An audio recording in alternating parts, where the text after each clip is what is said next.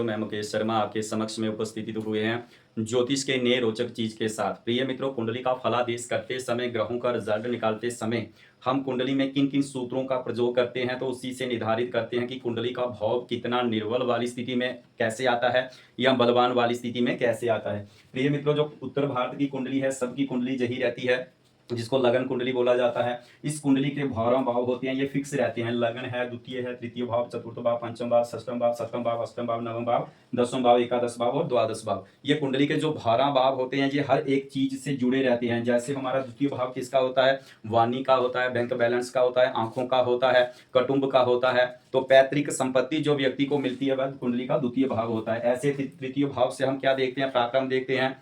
छोटी भाई बहन का देखते हैं, पराक्रम देखते हैं, कैसी है व्यक्ति की पराक्रमी कैसी है। उसके बाद हम छोटे जो बच्चे खेल कूद में जाते हैं, तो ये तृतीय भाव से देखा जाता है, ये पराक्रम का भाव होता है।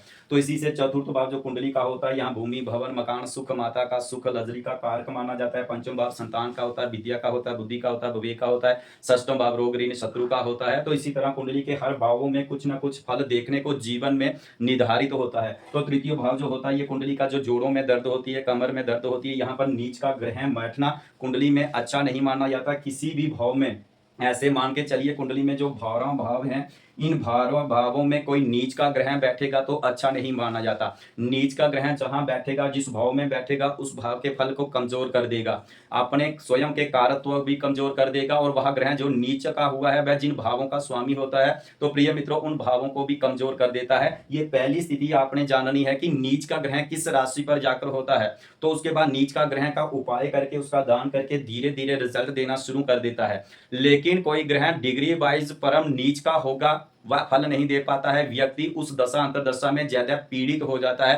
पीड़ित कैसे होता है? डिग्री वाइज ग्रह को कैसे देखेंगे कि कोई ग्रह नीच का है तो परम नीच का किस डिग्री पर होता है। ये कुंडली का फलादेश करते समय आपको जरूर देखना कि डिग्री कितनी है उस ग्रह की।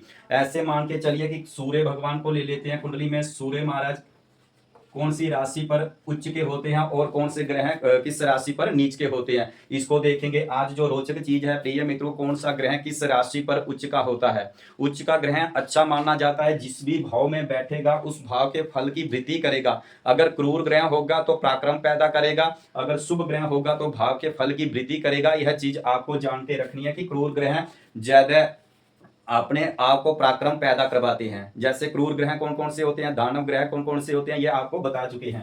कुंडली में सूर्य और सूर्य के बाद चंद्रमा को ले लेते हैं। चंद्रमा जो है किस राशि पर नीच के होते हैं, किस राशि पर जाकर उच्च के होते हैं, कितनी डिग्री पर होंगे तो परम उच्च के होंगे। चंद्र महाराज के बाद मंगल महाराज को ले लेते हैं। मंगल महाराज किस राशि पर उच्च के होते हैं? मंगल के बाद बुध महाराज को देख लेंगे। बुध महाराज के बाद गुरु महाराज को ले लेते हैं। गुरु के बाद कुंडली में शुक्र महाराज को ले लेते हैं। शुक्र के बाद शनि महाराज को ले लेंगे। शनि के बाद राहु महाराज को ले लेंगे।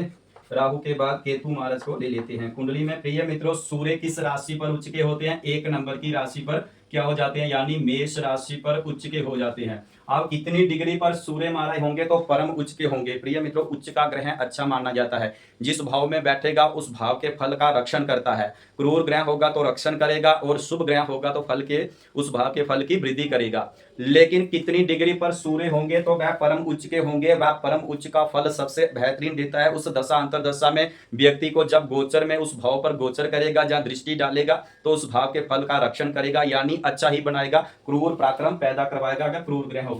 सूर्य महाराज कुंडली में अगर 10 नंबर की डिग्री पर, जब भी आप कुंडली का फलादेश करते हैं, जैसे मान लीजिए कुंडली में यहीं पर सूर्य महाराज बैठे हुए हैं और 1 नंबर की यहाँ पर राशि पड़ी हुई है। अगर यहीं पर सूर्य महाराज 10 डिग्री के होंगे तो परम उच्च के हो जाएंगे। यानी इस भाव से क्या देखा जाता है? रोग देखा जाता है, ऋण देखा जाता है और शत्रु देखा जाता है। तो व्यक्ति के शत्रु भी आएंगे, लेकिन शत्रु उसके पास नहीं भड़केंगे। दूसरा, अगर उसको रोग लगा है, रोग आएगा लेकिन सू के चला जाएगा, ज्यादा उसको पीड़ित नहीं करेगा, यानी ज्यादा रोग नहीं लगेगा। अगर कर्ज बना है तो जीवन में जब भी सूर्य की दशा चलेगी तो उस दशा में वह कर्ज भी चुका देगा, अगर कोई ग्रह परम उच्च का होगा। यहीं पर अगर कुंडली में सूर्य महाराज 7 नंबर पर होंगे, यानी अपनी नीच वाली राशि पर होंगे और 10 डिग्री पर होंगे, यानी नीच का सूर्य तो है, लेकिन अगर वहीं पर 10 डिग्री पर होंगे तो परम नीच के होंगे। परम नीच का और 6ठे भाव से क्या देखा जाता है? रोग देखा जाता है। रोग के बाद क्या देखा जाता है? ऋण देखा जाता है, कर्ज देखा जाता है। कर्ज के बाद क्या देखा जाता है? शत्रु देखे जाते हैं। तो व्यक्ति अगर सूर्य यहीं पर कुंडली में 7 नंबर की गिनती पर होंगे, अपनी नीच वाली राशि पर होंगे, अगर यहीं पर कुंडली में लिखा रहता है फलादेश करते समय जब कुंडली का रिजल्ट करते हैं तो लिखा रहता है कि डिग्री वाइज कितना ग्रह, अगर सूर्य महाराज 10 डिग्री पर होंगे तो परम नीच के हो जाएंगे, तो रोग लगेगा, व्यक्ति रोग पीछा छोड़ेगा तो कर्ज हो जाएगा, कर्ज पीछा छोड़ेगा तो शत्रु हो बन जाएंगे। ये कुंडली में आपको फलादेश करते समय देखना है कि कोई ग्रह कितनी डिग्री वाइज है।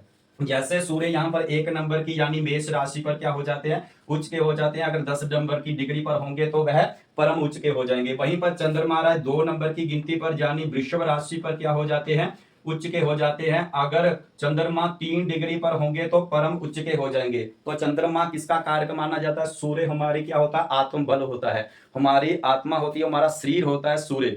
तो अगर कुंडली में सूर्य परम उच्च का होगा तो व्यक्ति की जान अच्छी होगी, उसका मनोबल अच्छा होगा, यानी जिस काम में लगेगा वह काम मन से पूरा करेगा। अगर चंद्रमा अपनी 2 नंबर की राशि पर वृषभ राशि पर होगा तो मानसिक अच्छी स्थिति रहेगी, व्यक्ति हर व्यक्ति के साथ मेल जोल बना के रहेगा। अगर पदम उच्च का होगा तो व्यक्ति की वाणी ऐसे मान के चलिए कि हंस जैसी वाणी होगी, चंद्रमा मन का कारक है तो मन अच्छी स्थिति में रहेगा। तो वहीं पर मंगल महाराज अपनी अगर 10 नंबर की राशि पर हो यानी मकर राशि पर हो तो वह परम उच्च के होंगे। 10 नंबर की राशि पर मंगल महाराज होंगे, मकर राशि पर होंगे तो उच्च के होंगे। अगर मंगल महाराज 28 नंबर की 28 डिग्री पर होंगे तो परम उच्च के होंगे, तो अच्छा माना जाएगा। उस चीज को आपको देख के चलना है कि मंगल की स्थिति कैसी है।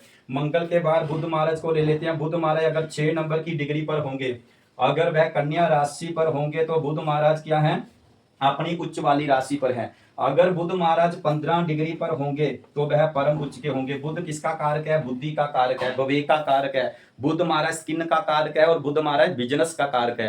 अगर आपकी कुंडली में बुध महाराज कहीं लगन में हो, द्वितीय भाव में हो, चतुर्थ भाव में हो, पंचम भाव में हो, सप्तम भाव में हो, नवम भाव में हो, 10वें भाव में हो, तो व्यक्ति के जीवन में अगर कुंडली में 6 नंबर की गिनती पर हो या कन्या राशि पर हो या 15 डिग्री पर हो तो बुध महाराज क्या है, अपनी परम उच्च वाली राशि पर होंगे। ऐसे व्यक्ति के 2 से अधिक बिजनेस चल सकते हैं, विवेक बुद्धि अच्छी होगी, वाणी अच्छी होगी, स्किन अच्छा होगा, यानी उस व्यक्ति का मान सम्मान और जल्दी ज्यादा चीजों को कैच करने वाला रहेगा। अगर कुंडली में बुध महाराज 6 नंबर की गिनती या 15 डिग्री पर हो, 6 नंबर की राशि पर और 15 डिग्री पर होंगे तो परम उच्च के माने जाएंगे।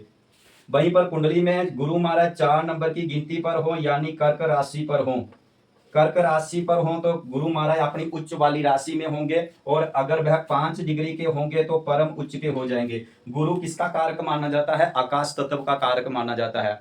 गुरु के पास ज्ञान है, हर चीज गुरु के पास मिलती है, ऊंचाइयों तक लेने का जो कारण बनता है वह कुंडली में गुरु से ही बनता है। अगर गुरु कुंडली में आपके केंद्र में या त्रिकोण भाव में, केंद्र जो लगन चतुर्थ सप्तम 10वें भाव में अगर गुरु महाराज अपनी 4 नंबर राशि पर हो यानी 5 डिग्री पर हो तो ऐसा मान के चलिए कुंडली में वह राजयोग बना देगा। आपके जीवन में आपने उस चीज की कल्पना नहीं की होगी जो जीवन में आपको मिलेगा, क्योंकि गुरु महाराज हमेशा आकाश पर लेके जाता है यानी ऊंचे पद पर लेके जाता है अगर कुंडली में 5 डिग्री पर होंगे। वहीं पर शुक्र महाराज अगर 12 नंबर की डिग्री पर होंगे और कुंडली में यानी मीन राशि पर हो तो वह अपने उच्च वाली राशि पर होंगे। अगर शुक्र महाराज 27 डिग्री पर होंगे तो परम उच्च के होंगे। शुक्र क्या है, शुक्र लक्ष्मी का कारक है, धन का कारक है, सुख का भोगों का कारक है शुक्र महाराज। अगर कुंडली में यही त्रिकोण में या त्रिकेंद्र भावों में अगर शुक्र महाराज 12 नंबर की राशि पर होकर अगर 27 डिग्री के ऊपर होंगे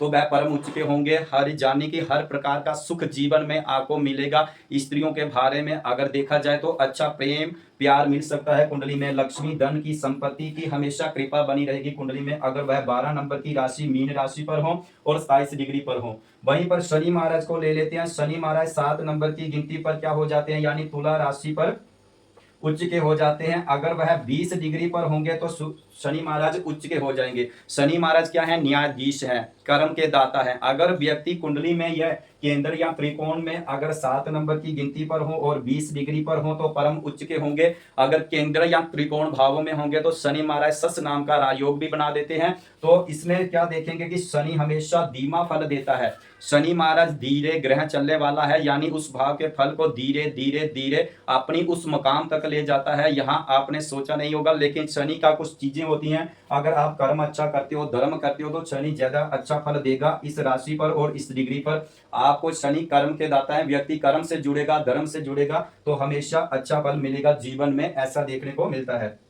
वहीं पर राहु महाराज अगर 3 नंबर की गिनती पर हो यानी मिथुन राशि पर हो, कुछ ज्योतिषों के अनुसार देखा जाता है कि वह मिथुन राशि पर अच्छा फल दे देते हैं। अगर वह भी 15 डिग्री पर होंगे तो अच्छा फल देंगे। अपने राहु महाराज क्या है, ब्रह्मित पैदा करते हैं, जिस भाव में बैठते हैं उस भाव के ब्रह्मित पैदा करवाते हैं। जैसे अगर द्वितीय भाव में हो शुक्र राहु महाराज अगर अपनी 9 नंबर की गिनती पर हो यानी नीच राशि में हो और 15 डिग्री पर हो तो वाणी में ब्रह्मित पैदा करवाते हैं, शंका पैदा करवाते हैं। पंचम भाव में हो तो क्या करवाते हैं, विश्वासघात करवाते हैं, यानी विश्वास नहीं रख पाता व्यक्ति किसी के ऊपर, वह राहु कुंडली में ये देखने को मिलता है। लेकिन 3 नंबर की गिनती पर होगा तो यह अच्छा फल देता है। अगर 15 डिग्री पर होगा तो भी अच्छा ज्यादा फल देता है। लेकिन वह क्रूर ग्रह है, इससे देखकर चलना है कि वह स्वभाव कैसा है, किस भाव में बैठेगा। लेकिन अगर 3 नंबर की गिनती पर हो, 15 डिग्री पर होगा तो राहु महाराज अपने स्वयं के कारत्व को कमजोर नहीं करता है, लेकिन जिस भाव में बैठेगा उस भाव को फल को कभी ना कभी कमजोर कर देगा। जैसे पंचों में बैठेगा तो पैर संबंधी दर्द देगा, स्टोन बनाएगा।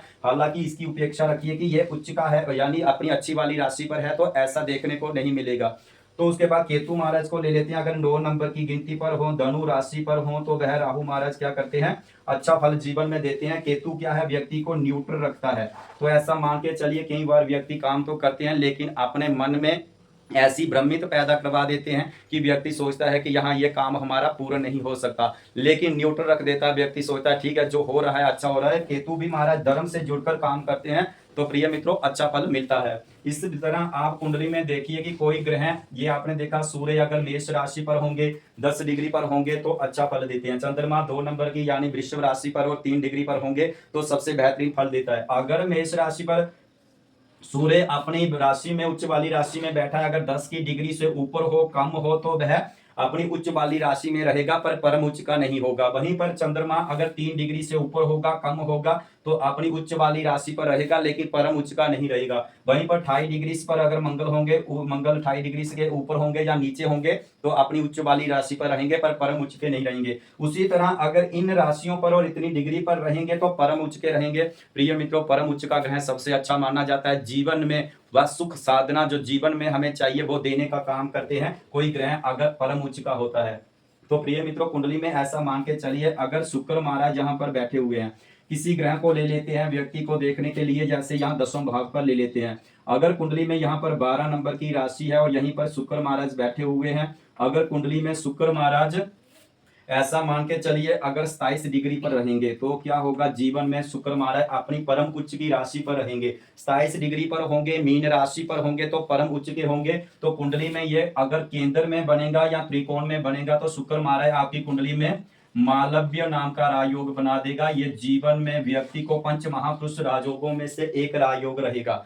मालव्य नाम का योग आपके जीवन में सुख साधना, गांव में बैठे हैं, पिता के घर में बैठे हैं तो पिता का संयोग मिलेगा। राजनीतियों में जाएगा तो राजनीतियों में अच्छा मान सम्मान पद प्रतिष्ठा अच्छी मिलेगी। वहीं पर अगर भूमि भवन मकान बनाने का प्रयास है तो शुक्र महाराज हर एक जो सुख की चीजें होती हैं वो जीवन में भौतिक के लिए अच्छा हो जाएगा। हालांकि इसके जन्म से ही व्यक्ति सुखी जीवन बीतेगा। अगर कुंडली में कुछ दशाओं अंतरदशाओं में कुछ क्रूर ग्रहों की दृष्टि होने से कुछ वीक हो जाएगा, लेकिन अपनी 25 साल की आयु के बाद व्यक्ति हर एक सुख भोगेगा। शुक्र महाराज लक्ष्मी का कारक भी है, स्त्री का कारक होता है, स्किन का भानी का कारक होता है। ये चीजें जीवन में आपको मिलेंगी। ऐसा मान के चलिए कि आपका जीवन शुरू से ही सुखमय जीवन होगा। तो इसलिए प्रिय मित्रों कुंडली का फलादेश करते समय आप इन सब चीजों को देखना आपके लिए जरूरी है। आप अपनी कुंडली को खोलिए, देखिए कौन सी राशि किस राशि, कौन सा ग्रह किस राशि पर पड़ा है। इसी से आप देख लीजिए अगर सूर्य महाराज कहीं 7 नंबर की गिनती पर हो तो अपनी अपनी नीच वाली राशि पर हो जाएंगे। अगर वहीं 10 डिग्री के होंगे, 7 नंबर की गिनती पर सूर्य महाराज हैं, अगर 10 डिग्री पर होंगे तो परम नीच के हो जाएंगे। परम नीच का ग्रह फल नहीं देता है। और इस तरह से आप देखिए अगली वीडियो प्रिय मित्रों देखिए कि कौन सा ग्रह किस राशि पर जाकर नीच का होता है, कितनी डिग्री पर होगा तो वह नीच का होगा। कौन सा ग्रह किस तत्व का होता है, जैसे सूर्य अग्नि तत्व का होता है, चंद्रमा जल का कारक होता है, जल तत्व का होता है, मंगल भी अग्नि तत्व का होता है, बुध पृथ्वी तत्व का होता है। इस तरह से आप देखिए कुंडली में कौन सा ग्रह किस तत्व का है। जैसे मान लीजिए आप कुंडली में मंगल महाराज बैठे हुए हैं 7वें भाव में, मंगल बैठे हुए हैं 4 नंबर की राशि पर। तो मंगल क्या है, अग्नि तत्व के हैं, नीच राशि में है। तो मंगल का जो तत्व अग्नि तत्व है, व्यक्ति के जीवन में कमजोरी आएगी, क्योंकि हमारा पंच तत्वों से जो हमारा शरीर बनता है, जीवन में ऐसा मान के चलिए यहाँ गुप्त चीजें भी देखी जाती हैं। तो व्यक्ति को जीवन में गुप्त चीजों का यानी रोग कष्ट जीवन में लगा रहेगा। अगर कुंडली में 4 नंबर की गिनती पर मंगल महाराज हो और 28 डिग्री पर होंगे तो ज्यादा पीड़ित होगा व्यक्ति का, कुछ ना कुछ एक रोग निकलेगा, दूसरा आ जाएगा, दूसरा चलेगा तो तीसरा आ जाएगा। अगर मंगल महाराज 4 नंबर की गिनती पर और 28 डिग्री पर होंगे तो इस तरह से अपने कारकत्व कमजोर हो जाता है ग्रह। लेकिन इसके लिए आप देखिए कौन सा ग्रह किस तत्व का होता है, इसको अप्लाई कैसे करेंगे। प्रिय मित्रों, इस वीडियो में आज इतना ही। अगली नीच राशि में परम नीच के लिए आप हमारी वीडियो को लाइक करें, शेयर करें।